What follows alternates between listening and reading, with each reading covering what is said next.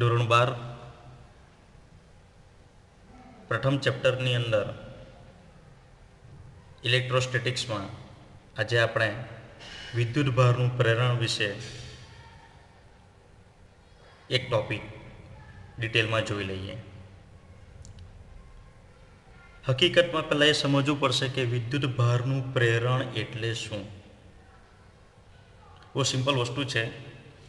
જ્યારે કોઈ વિદ્યુત ભાર રહિત પદાર્થને આપણે વિદ્યુત ભારિત કરી શકીએ તો એ પદાર્થને વિદ્યુત ભારિત કરવા માટે આપણી પાસે બે પદ્ધતિ છે.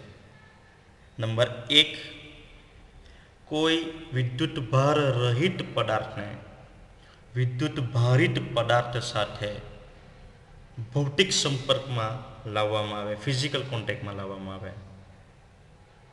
અને આમ કરવાથી જો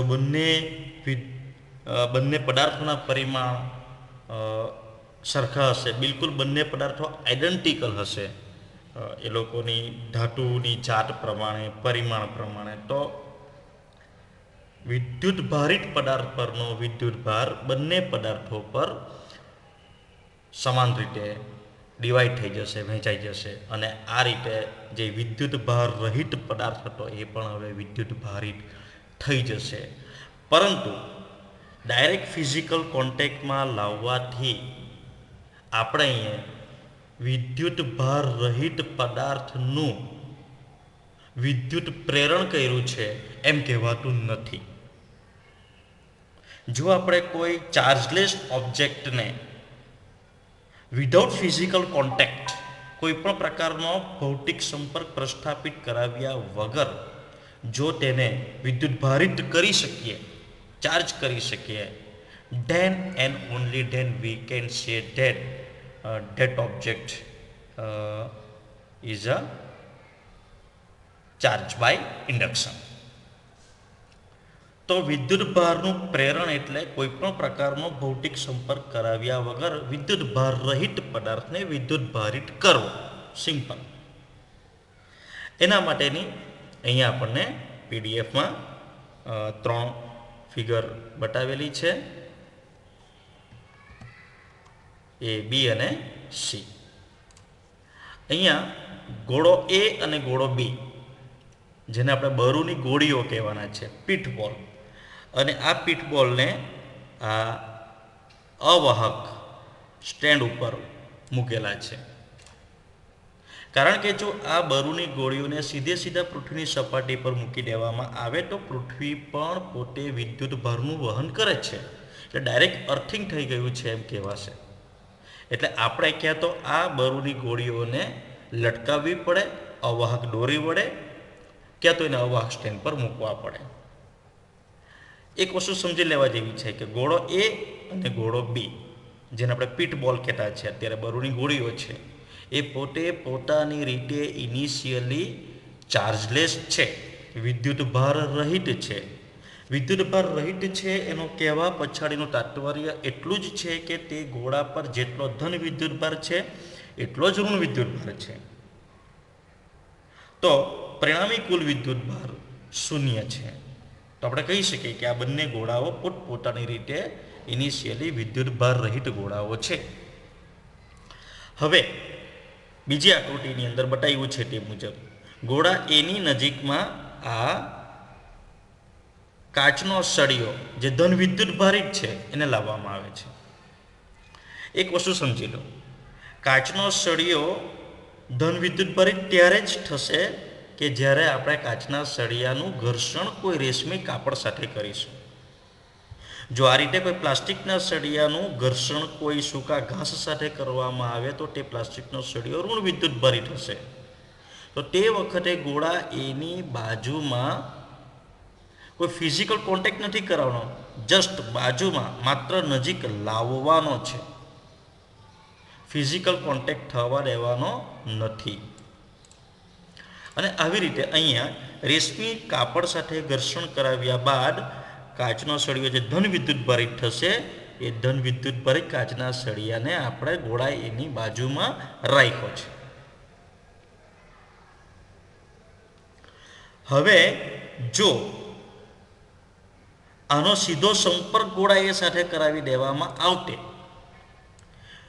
તો કાચના સળિયા પરના કેટલાક ધન વિદ્યુત ભાર ડાયરેક્ટ ફિઝિકલ કોન્ટેક્ટ થવાને કારણે ગોળા એ ઉપર પ્રસ્થાપિત થતે, યાની કે ગોળો એ પણ થોડો ધન વિદ્યુત ભારિત થતે.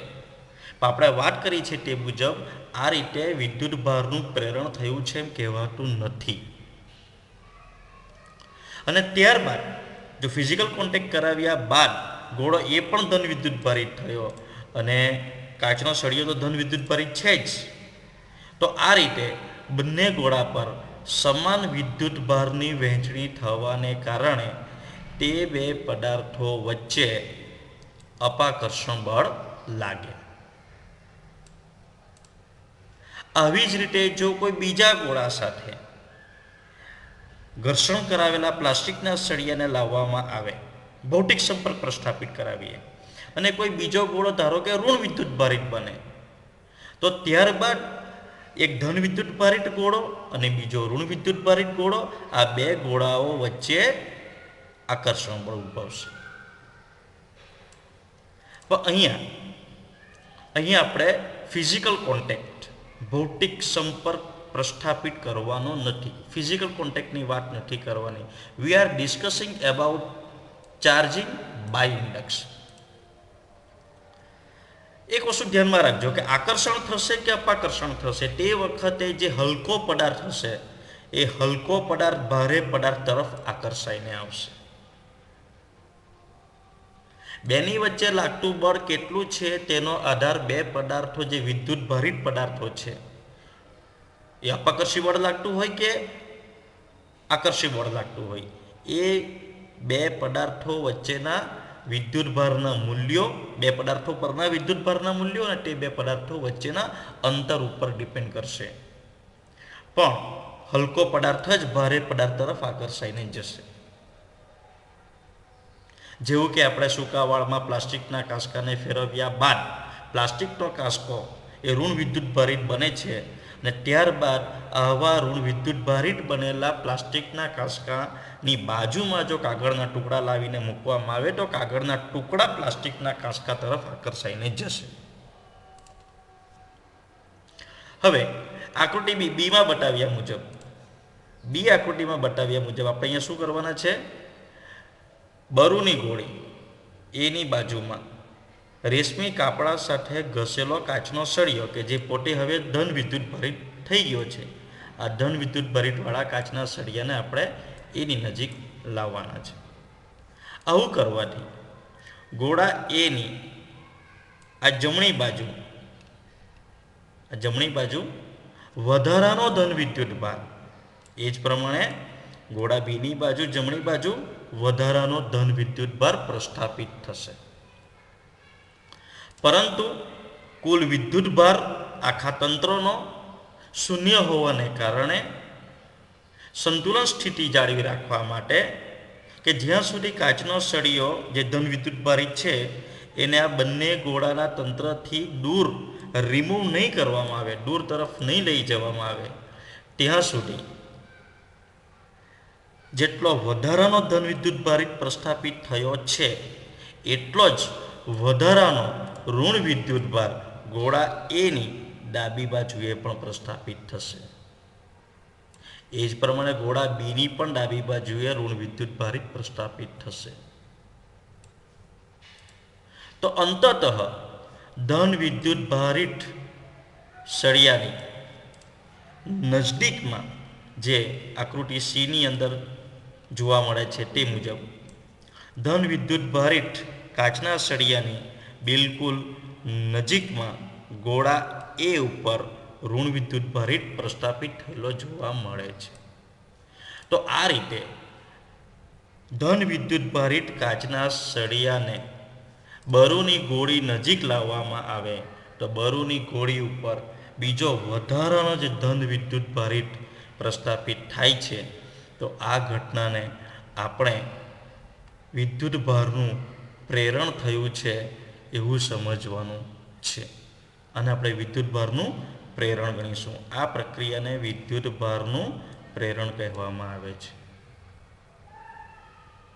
હવે જો આ ધન વિદ્યુત ભારિત કાચના સળિયાને પોતાની જગ્યા ઉપરથી દૂર તરફ લઈ જવામાં આવે તો ગોળા ઉપર આવેલા વિદ્યુત ભારો એ પોતાના ઉપર કોઈ પ્રકારનું કાચના સળિયા દ્વારા બાહ્યબળ, કાચના સળિયા પરના ધન વિદ્યુત ભારને કારણે કોઈ બાહ્યબળ ન લાગતું હોવાને કારણે પોતાની મૂળ અવસ્થામાં પુનઃ વિતરિત થઈ જશે. તો આ રીતે આપણે વિદ્યુત ભાર વિહીન ધાતુના ગોળાને હવે આપણે અહીંયા વિદ્યુત ભારિત કરી શક્યા છે એવું કહેવાશે, પણ કોઈ પણ જાતનો ભૌતિક સંપર્ક પ્રસ્થાપિત કર્યા વગર. તો આ ઘટનાને આપણે ઇન્ડક્શન ઓફ ચાર્જ અથવા ચાર્જિંગ બાય ઇન્ડક્શન, વિદ્યુત ભારનું પ્રેરણ થયું છે એવું સમજવાનું છે.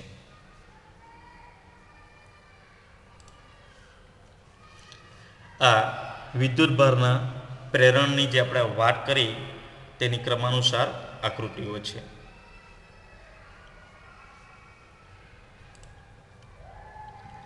હવે ફરી પાછી આ એક વાતને રિપીટ કરીએ તો આકૃતિ નંબર એ ની અંદર અહીં આગળ આ બિલકુલ વિદ્યુત ભાર વિહીન ગોળો છે જેને અવાહક સ્ટેન્ડ ઉપર રાખેલો છે. ત્યારબાદ આવા વિદ્યુત ભાર વિહીન એટલે મેં તમને સમજાવ્યું તે મુજબ માની લો કે 4 જેટલા ધન વિદ્યુત ભારો છે તો એ જ પ્રમાણે 4 જેટલા ઋણ વિદ્યુત ભારો છે, તો પરિણામી વિદ્યુત ભાર શૂન્ય થાય છે.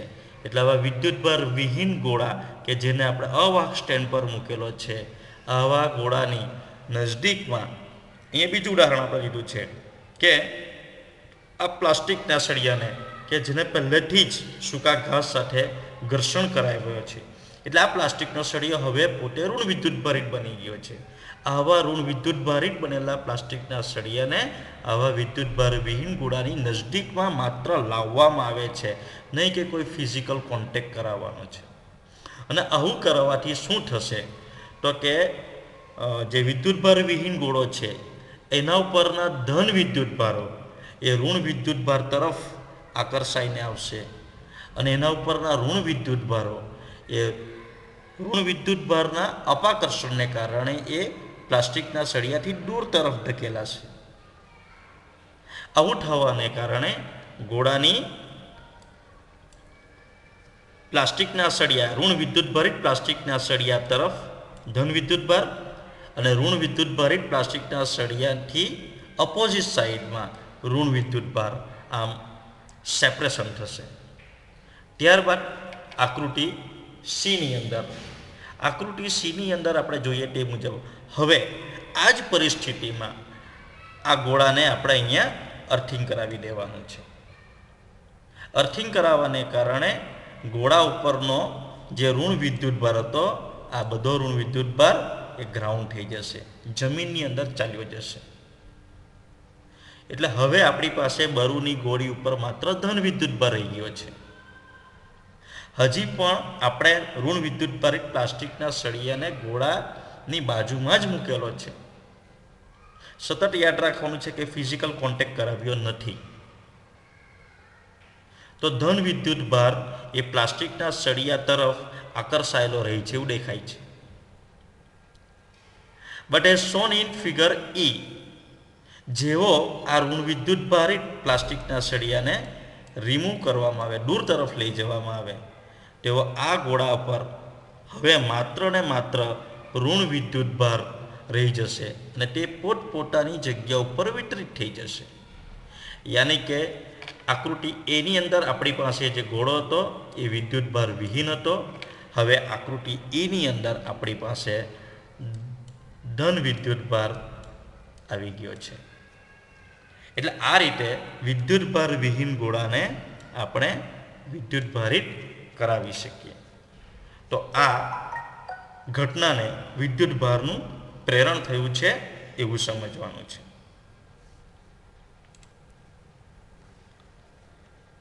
એ જ આખી પ્રવૃત્તિ અહીંયા આગળ આપણે અહીંયા જોઈ શકીએ છીએ તે મુજબ બતાવેલી છે.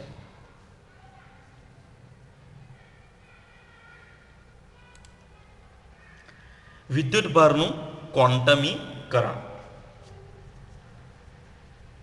આની જોડે જ વિદ્યુત ભારનું ક્વોન્ટમીકરણ શબ્દ સમજી લેવા જેવો છે. વિશ્વમાં મળી આવતો વિદ્યુત ભારનો કુલ જથ્થો એ મૂળભૂત વિદ્યુત ભાર લાસ્ટ ટાઈમે જે સમજી ગયા છે તે મુજબ મૂળભૂત વિદ્યુત ભાર એટલે એ છે આપણી પાસે ઇલેક્ટ્રોન. ઇલેક્ટ્રોનને આપણે મૂળભૂત વિદ્યુત ભાર ગણવાનો છે અને મૂળભૂત વિદ્યુત ભારના પૂર્ણ ગુણાંકમાં પૂર્ણ ગુણાંકમાં કોઈ પણ વિદ્યુત ભાર આ રીતે જ મળવાનો છે. વિશ્વમાં મળી આવતો વિદ્યુત ભારનો કુલ જથ્થો યાની કે ક્યુ એ મૂળભૂત વિદ્યુત ભારના પૂર્ણ ગુણાંકના રૂપમાં જ હોય છે. અહીંયા ઇલેક્ટ્રોનનો વિદ્યુત ભારને આપણે ઋણ ગણીશું અને પ્રોટોન પરના વિદ્યુત ભારને આપણે ધન ગણીશું. પ્રોટોનનો વિદ્યુત ભાર +E અને ઇલેક્ટ્રોનનો વિદ્યુત ભાર -E. બંનેના મૂલ્યો સરખા જ રાખવાના છે, પણ એક ધન હશે અને એક ઋણ હશે. તો એક ફોર્મ્યુલા Q = N મૂળભૂત વિદ્યુત ભાર તરીકે ઇલેક્ટ્રોનને લેવાનો છે અને એના પૂર્ણ ગુણાંક એટલે અહીંયા આપણે Nને લેવાનો છે. Q = N × E. વિશ્વમાં મળી આવતો વિદ્યુત ભારનો જથ્થો Q = N × E. આ વિદ્યુત ભારનું ક્વોન્ટમીકરણ વિશે વાત થઈ. નેક્સ્ટ, અમુક ભૌતિક રાશિઓનું ક્વોન્ટમીકરણ થતું જ હોય છે.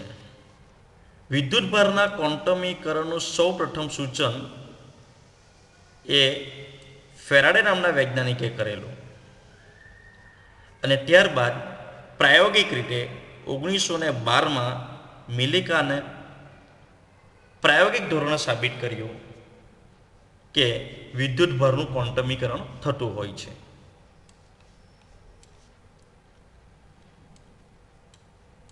Q = N × E.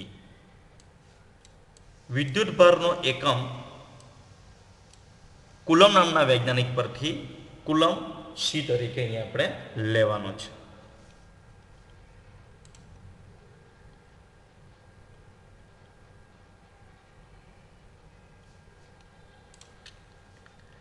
વિદ્યુત ભારનો એકમ 1 કુલમ મીન્સ કોઈ એક તારમાંથી 1 એમ્પિયરનો વિદ્યુત પ્રવાહ વહેતો હોય તો 1 સેકન્ડમાં વહન પામતો વિદ્યુત ભારનો જથ્થો 1 કુલમનો મતલબ સમજવાનો છે. કોઈ એક તારમાંથી માત્ર 1 જ એમ્પિયરનો વિદ્યુત પ્રવાહ વહેવડાવવાનો છે અને 1 જ સેકન્ડ પૂરતો એ વિદ્યુત પ્રવાહ વહેતો હોવો જોઈએ. તો આટલા સમયગાળામાં 1 એમ્પિયર જેટલા વિદ્યુત પ્રવાહને કારણે પસાર થયેલો વિદ્યુત ભારનો જથ્થો એને આપણે 1 કુલમ વિદ્યુત ભાર પસાર થયો છે એવું સમજવાનું છે. મૂળભૂત વિદ્યુત ભાર જે ઇલેક્ટ્રોનને આપણે ઋણ વિદ્યુત ભાર ગણવાના છે. ઋણ વિદ્યુત ભાર ઇલેક્ટ્રોનનું જે મૂલ્ય છે એ મૂલ્ય E = 1.6 × 10⁻⁹ કુલમ લેવાનું છે. ઇલેક્ટ્રોનનો વિદ્યુત ભાર એટલે ઋણ વિદ્યુત ભાર જ ગણાય. એટલે -1 કુલમ વિદ્યુત ભારમાં 6 × 10⁻18 ઇલેક્ટ્રોન હોય છે. આવી આપણી ગણતરી આપણા ફોર્મ્યુલા Q = N × E પરથી Nને સૂત્રોનો કરતા બનાવો તો N = Q/E. Qની વેલ્યુ લેવાની છે 1 કુલમ / Eની વેલ્યુ લેવાની છે 1.6 × 10⁻⁹. 1.6 ઇન્ટુ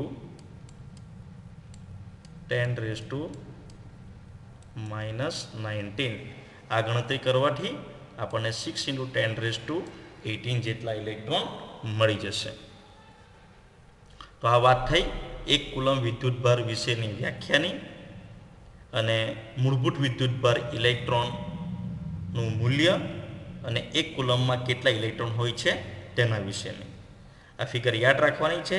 એક કુલમ વિદ્યુતભારમાં 6 ઇન્ટુ 10⁻18 જેટલા ઇલેક્ટ્રોન રહેવાના છે. ના યાદ રહે તો આ ગણતરીથી આપણે ગણી શકીએ. વિદ્યુતભાર મોટા મૂલ્ય ધરાવતા વિદ્યુતભારો ભાગ્યે જ કામ કરવાનું હોય. આપણે માત્ર નાના એકમો જોડે જ કામ કરવાનું છે. આપણી પાસે નાના એકમો ક્યાં મિલીકુલમમાં હશે ક્યાં માઇક્રોકુલમમાં હશે. તો 1 માઇક્રોકુલમ ઇઝ ઇક્વલ ટુ 10⁻6 કુલમ ને 1 મિલીકુલમ ઇઝ ઇક્વલ ટુ 10⁻3 કુલમ. આ રીતે જો 1 નેનો કુલમ જોઈતું હોય આપણને તો nano coulomb is equal two 10⁻9 coulomb મળશે.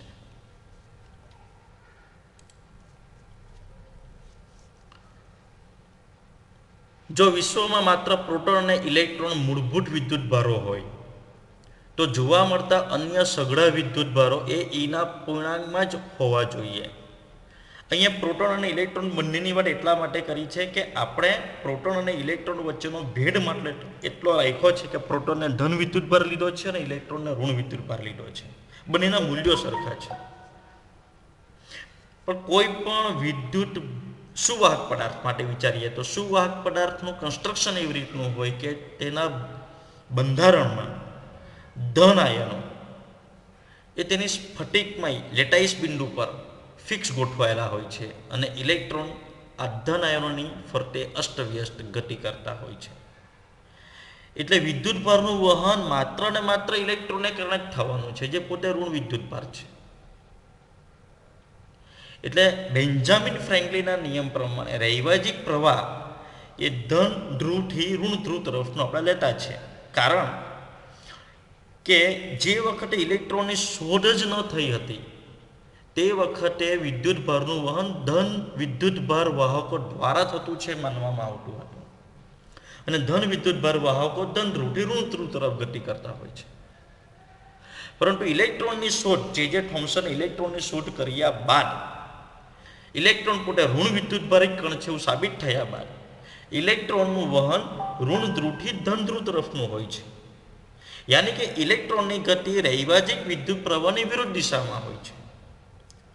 તો મિત્રો યાદ રાખવાનું છે કે મૂળભૂત વિદ્યુતભાર એટલે કે જે વિદ્યુત ભારિત કણને કારણે વિદ્યુતભારનું વહન થાય. It is charge carriers.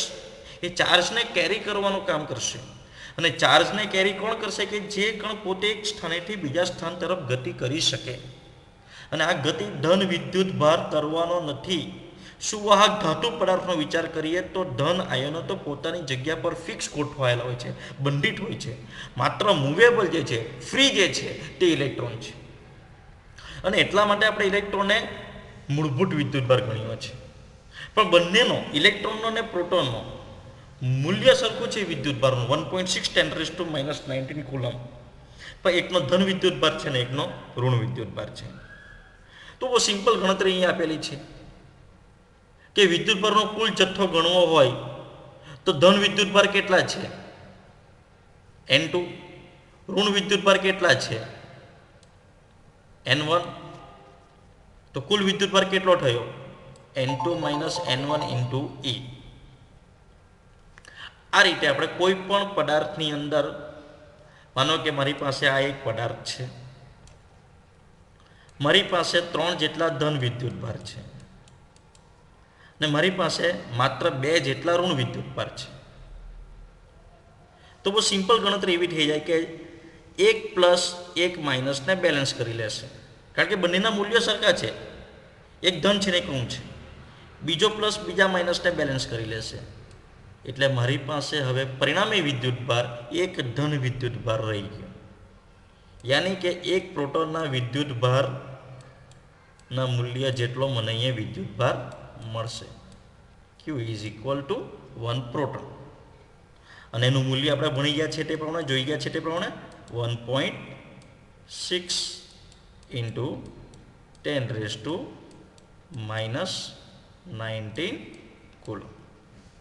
અને આ વિદ્યુતભાર પ્લસ આવશે. તો આ થઈ ગઈ વિદ્યુતભારની ગણતરી વિશેની વાત. શું સ્થૂળ સ્તરે આપણે વિદ્યુતભાર એના માનની સરખામણીએ પ્રચંડ વિદ્યુતભારો સાથે કામ કરવાનું હોય છે? એની વેલ્યુ આપણને ખબર છે 1.6 10⁻⁻19 કુલમ. 1 માઇક્રોકુલમ જેટલો વિદ્યુતભાર ઇલેક્ટ્રોન પરના વિદ્યુતભાર કરતાં 10⁻13 ગણો હોય છે. આ તમને 1 માઇક્રોકુલમ વિદ્યુતભાર એ તમને માની લો ક્યુ છે તમારી પાસે. ક્યુ ઇઝ ઇક્વલ ટુ 1 માઇક્રોકુલમ. અને 1 ઇલેક્ટ્રોનનો વિદ્યુતભાર એની વેલ્યુ આપણને ખબર છે. તો આના પરથી વિદ્યુતભારનું ક્વોન્ટમીકરણ q is equal to n into e પરથી તમે અહીંયા એનની વેલ્યુ તો શોધી કાઢી, જે આપણે આગળ ભણી ગયા તે મુજબ. આ -19 અને માઇક્રો મારી પાસે 1.6 ને ઇગ્નોર કરું તો 10⁻⁻19 અને માઇક્રોકુલમ યાની કે 10⁻⁻6. તો જો હું અહીંયા ડિવાઈડ કરું 10⁻⁻6 ડિવાઈડ બાય 10⁻⁻19 તો આનો આન્સર મને 10⁻13 મળશે. 10⁻6 એ એક ઇલેક્ટ્રોનનું મૂલ્ય છે, એક ઇલેક્ટ્રોનના વિદ્યુતભારનું. સોરી, 10⁻6 એ એક માઇક્રોકુલમ વિદ્યુતભારનું મૂલ્ય છે. અને 10⁻19 એ એક ઇલેક્ટ્રોનનું મૂલ્ય છે. આ એક માઇક્રોકુલમ વિદ્યુતભારનું મૂલ્ય છે. તો ઇલેક્ટ્રોનના મૂલ્ય કરતાં માઇક્રોકુલમ વિદ્યુતભાર એ ઇલેક્ટ્રોન પરના વિદ્યુતભાર કરતાં એ 10⁻13 ગણો છે, એવું આપણે અહીંયા સમજી શકીએ નાની કમસ્ટી ગણતરી પરથી. કુલમનો નિયમ નેક્સ્ટ ટાઈમ જોઈશું.